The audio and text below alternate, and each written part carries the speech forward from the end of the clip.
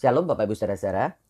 Pada pembahasan pengkhotbah pasal yang ke-9 ayat yang ke-11 saya sempat mengutip bahwa kemenangan perlombaan bukan untuk yang cepat dan keunggulan perjuangan bukan untuk yang kuat.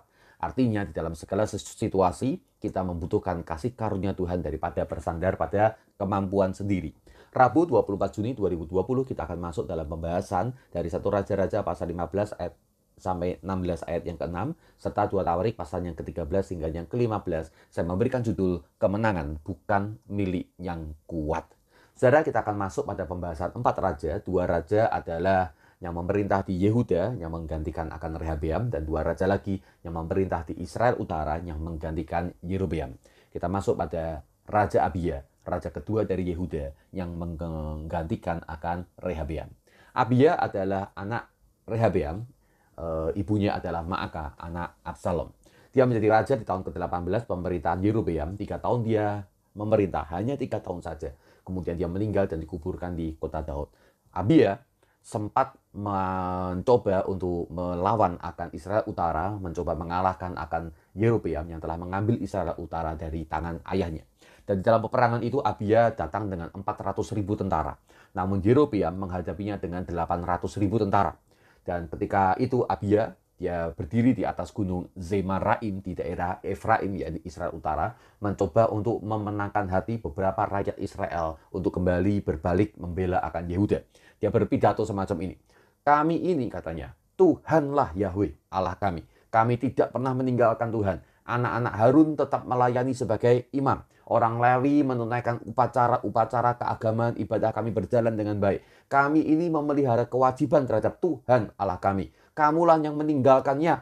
Lalu kemudian dia berkata, lihatlah pada pihak kami Allah yang memimpin. Pasti kami menang. Maka berbaliklah engkau rakyat Israel Utara untuk bergabung dengan kami. Di tengah-tengah pidatonya ini yang mencoba untuk mengambil hati rakyat Israel Utara, Yerobeam melakukan tindakan yang licik. Dia mengirim sebagian pasukannya untuk mengepung akan tentara Yehuda dari belakang. Lalu ketika Yehuda terjepit dari depan dan dari belakang, lalu Yerobeam memerintahkan pasukan untuk mulai menyerang akan tentara Abia. Pada saat itu, Abia berteriak kepada Tuhan. Dan para imam meniupkan nafiri, memohon pertolongan Tuhan yang dipercaya dan barusan dia proklamasikan akan kedahsyatannya. Dan tahu yang terjadi? Walaupun kalah jumlah hampir 2 kali lipat, walaupun dikepung keadaannya sangat terjepit, namun Tuhan membela akan Abia. Tentara Yerobeam dikalahkan, bahkan 500.000 tentara Israel Utara mati di tempat. Demikianlah orang Israel ditundukkan pada waktu itu, sedang orang Yehuda menjadi kokoh karena mereka mengandalkan diri kepada Tuhan Allah nenek moyang mereka. Demikian dikatakan 2 Tawarik 13 ayat yang ke-18. Dan Abia merebut Betel dan sekitarnya, Yesana dan kota-kota di sekitarnya, Efron dan kota-kota di sekitarnya. Dan sejak saat itu Israel Utara, Yerobeam tidak pernah menang lagi sampai akhirnya Yerobeam meninggal.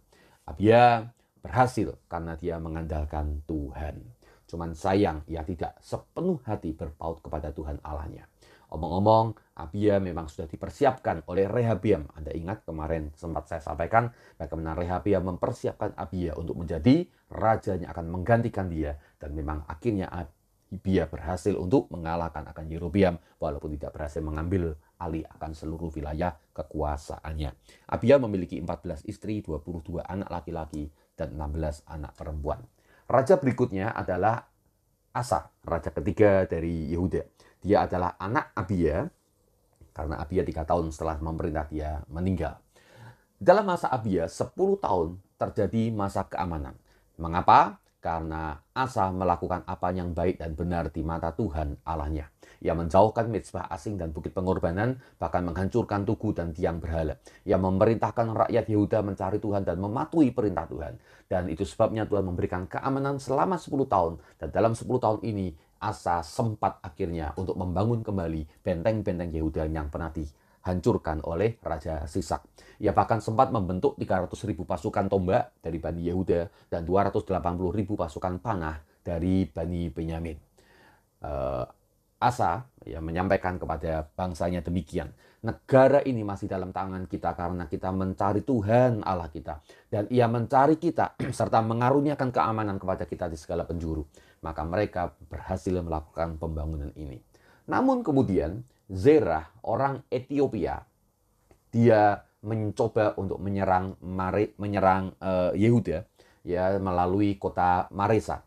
Dia membawa 1 juta tentara dengan 300 tentara. Jumlah yang sangat tidak sepadan karena tentara Yehuda baru sekitar 300 tambah 280, 580 ribu melawan 1 juta tentara dengan 300 kereta. Dan Asa ketika mendapatkan akan serangan ini, dia mengatur pasukannya di lembah Zewata berhadapan dengan Zerah yang ada di Maresa ini. Dan kemudian pada saat itu Raja Asa berteriak pula kepada Tuhan meminta pertolongan. Dikatakan, ya Tuhan, selain daripada Engkau tidak ada yang dapat menolong yang lemah terhadap yang kuat. Tolonglah kami ya Tuhan Allah kami, karena kepadamu lah kami bersandar, dan dengan namamu kami maju melawan pasukan yang besar jumlahnya ini. Ya Tuhan, Engkau Allah kami, jangan biarkan seorang manusia mempunyai kekuatan untuk melawan Engkau. Dan kemudian peperangan terjadi. Menang mana Bapak Ibu? Di tengah-tengah situasi yang sangat tidak seimbang, 2 kali jumlah tentaranya, dan mereka diperkuat dengan pasukan kereta 300 buah. Tuhan memberikan kemenangan kepada Raja Asa. Bahkan pasukan Ethiopia itu lari kocar-kacir, dikejar sampai ke Gerar. Ini adalah daerah Filistin sebenarnya. Lalu mereka ditumpas habis dan Yehuda berhasil mendapatkan banyak sekali jarahan dari kota Gerar dan kota-kotanya ada di sekitarnya. Dan kemenangan Raja Asa atas musuh, yakni bangsa Ethiopia yang muncul dari Afrika Selatan menyerang ini, membuat banyak orang dari Israel Utara, yakni suku Efraim dan Manasye, akhirnya menyeberang, dia berbalik untuk membela akan Yehuda. Ya, sehingga akhirnya kerajaan Yehuda memiliki suku Yehuda, Benyamin dan Simeon, serta sebagian orang Efraim dan orang-orang Manasye. Puji Tuhan, kemenangan orang yang mengandalkan Tuhan membuat banyak orang akhirnya bertekuk lutut kepada Tuhan dan ingin untuk menyembah dan beribadah kepada Tuhan. Selanjutnya, ia menjadi raja pada tahun ke-20 pemerintahan Yerobeam dan ia melakukan reformasi rohani. Nabi Azaria bin Oded dia datang kepada Raja Asa dan dia kemudian berkata demikian, lama sekali Israel tanpa Allah yang benar, tanpa ajaran daripada imam dan tanpa hukum. Tetapi dalam kesesakan mereka berbalik kepada Tuhan. Saya ulangi, dalam kesesakan mereka berbalik kepada Tuhan. Anda ingat Asa? Tidak mungkin yang lemah melawan yang kuat kecuali Tuhan yang bertindak.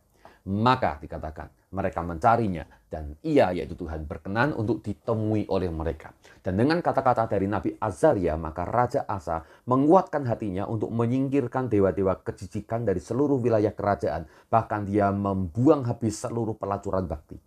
Kata menguatkan hati artinya Asa untuk menghancurkan dewa-dewa kejijikan dan menyingkirkan pelacuran bakti. Ia punya resiko. Namun ia mengambil resiko itu untuk bisa menegakkan akan Tuhan di dalam penyembahan bangsa Israel Selatan atau Yehuda. Ia kemudian juga memperbaharui akan mezbah Tuhan yang ada di depan balai bait suci Tuhan. Anda ingat mezbah Tuhan ini berarti adalah tempat di mana Salomo mempersembahkan korban dan api dari langit menyambar turun. Hari itu mezbah Tuhan sudah hancur rupanya. Ya, kemungkinan dihancurkan oleh Raja Sisak ini, dan Raja Asa kembali memperbarui akan mezbah Tuhan. Bahkan Raja Asa memetat akan Maaka. Maaka berarti adalah neneknya, yakni ibu daripada Abia, ya, yang adalah ayah dari Asa. Dia turunkan dari pangkat ibu suri. Mengapa? Karena Maaka ini memiliki patung Asyera yang menjadi sesembahannya. Maka patung itu dirobohkan, ditumbuk halus lalu dibakar di lembah Kidron. Ya, pada bulan ketiga tahun ke-15 pemerintahan Raja Asa, ia mempersembahkan 700 lembu dan 7.000 kambing domba ya untuk mencari Tuhan di mezbah itu, dan dia mengambil sebuah perjanjian dengan bangsa Yehuda. Setiap orang, anak laki-laki, perempuan atau anak laki-laki, orang tua atau anak-anak, semuanya harus mencari Tuhan tanpa kecuali, dan melanggar dari itu akan dihukum mati. Dan Tuhan memberikan keamanan sepanjang masa Raja Asa. Tidak ada perang selama 35 sampai dengan tahun ke-35. Tahun ke-36, Raja Israel Utara, yakni Raja Baesa, dia maju ingin menyerang akan Yehuda. Yang dia lakukan tidak langsung menyerang, namun dia memperkuat Rama. Kota Rama adalah jalur perdagangan Yehuda dengan wilayah Asia dan Eropa. Maka kota ini diblok lebih dahulu sehingga Asa tidak bisa mendapatkan suplai daripada bahan-bahan logistiknya. Dan Asa kemudian meminta Ben-Hadad Raja Aram. Aram Anda ingat ya, dia ada di wilayah timur laut daripada Israel, yang hari itu juga berdiam di Damsik, artinya di utaranya Israel utara. Dan kemudian dia kasih emas dari bait Allah, diberikan kepada Ben-Hadad dengan sebuah permintaan. Ben-Hadad serang Raja Israel supaya akhirnya Raja Israel yaitu Baesa ribut dengan kamu ya, menarik pasukannya untuk ke Israel yang lebih utara, dan demikian Rama yang ada di wilayah Israel utara bagian selatan ya akhirnya ditinggalkan. Ben-Hadad terima uang itu, lalu kemudian dia menyerang kota-kota Israel utara yang ada di utara, yakni kota Iyon dan Abel Maim, dan beberapa tempat perbekalan daripada kota-kota di daerah suku Naftali. Akibatnya Baesa berhenti memperkuat Rama, benar sebagaimana yang dipikirkan oleh Raja Asa, dan kemudian seluruh pasukannya ditarik ke wilayah utara untuk mempertahankan serangan Raja Ben-Hadad ini. Dan karena Rama ditinggalkan, Raja Asa segera kirimkan pasukan Yehuda untuk menjarah batu-batu dan kayu-kayu yang akan dipakai untuk membangun akan benteng di Baesa di Rama ini. Dan kemudian semua kayu dan batu ini dipakai untuk memperkuat kota-kota Yehuda yang ada di utara, yakni Geba dan Mizpah. Strateginya berhasil. Dia sebenarnya terdesak, tapi dia punya emas yang dipakai untuk membayar Raja Baesa. Strategi yang cemerlang ini tidak dipuji oleh Tuhan. Tuhan mengutus Nabi Hanani dan dia bernubuat kepada Raja Asa. Apakah engkau tidak ingat ketika tentara Ethiopia dan Libya yang jumlahnya besar dengan kereta dan orang berkuda yang sangat banyak, engkau berseru kepada Tuhan saat terdesak, dan Tuhan telah menolong engkau bahkan menghancurkan akan orang Ethiopia itu. Namun mengapa sekarang engkau bersandar pada Raja Aram yaitu Ben-Hadad, tidak lagi bersandar kepada Tuhan Allahmu, sehingga akhirnya kamu tidak lagi membawa akan nama Tuhan sebagai pembela dalam kehidupanmu. Sesungguhnya kata Nabi Hanani, mata Tuhan menjelajah seluruh bumi untuk melimpahkan kekuatannya kepada mereka yang bersungguh hati terhadap Dia. Tuhan sedang mencari-cari di seluruh dunia. Dia bisa dan ia ingin melimpahkan kekuatannya kepada mereka yang bersungguh hati terhadap Dia. Asa telah membuktikannya ketika melawan Ethiopia.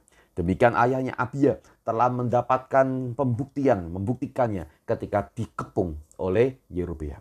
Tapi hari itu di masa tuanya, Asa justru berpaling untuk mencari bantuan manusia.